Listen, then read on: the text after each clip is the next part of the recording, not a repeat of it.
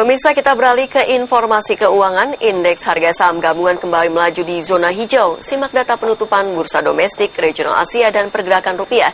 Dipandu rekan Fitri Megantara. Silakan Fitri Megantara.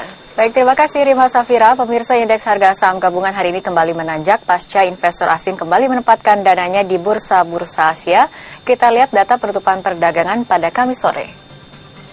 Satu hari menjelang akhir pekan, IHSG ternyata berhasil mencatatkan penguatan tepatnya 0,62% ke level 4.687,86.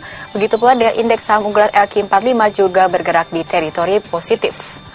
Investor asing sempat hengkang akibat hubungan Ukraina dan Rusia yang memanas. Namun dengan adanya pertemuan pemimpin negara barat membahas konflik tersebut, pelaku pasar optimistis gejolak di pasar saham dapat diredam. Aksi beli pun ramai terjadi di bursa-bursa regional termasuk Indonesia. 9 sektor menguat dipimpin oleh sektor konstruksi dan hanya sektor infrastruktur yang masih terjebak di zona merah. Untuk nilai tukar rupiah hari ini terhadap dolar Amerika Serikat di pasar spot falas antar bank Jakarta ditutup menguat di posisi 11.472. Ya, kita lihat bagaimana kemudian pergerakan nilai tukar rupiah di pasar offshore dan ternyata mengalami penguatan cukup signifikan yaitu 100 poin ke level 11.481 rupiah per dolar Amerika.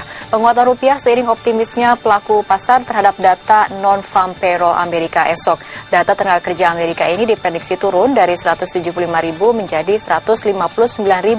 Namun kebijakan tapering lanjutan The Fed masih terus membayangi investor. Kita beralih ke bursa regional Asia. Pemirsa, bursa-bursa di Asia akhirnya kompak menguat setelah bergerak mix pada Kamis pagi. Kita lihat datanya bersama.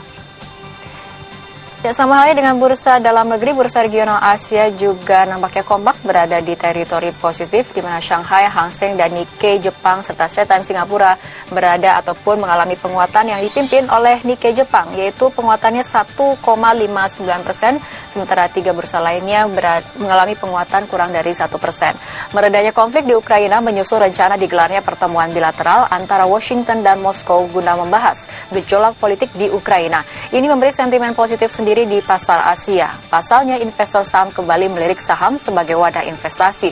Sebelumnya, sebagian besar pelaku pasar saham berpindah haluan ke aset safe haven demi mengurangi resiko tinggi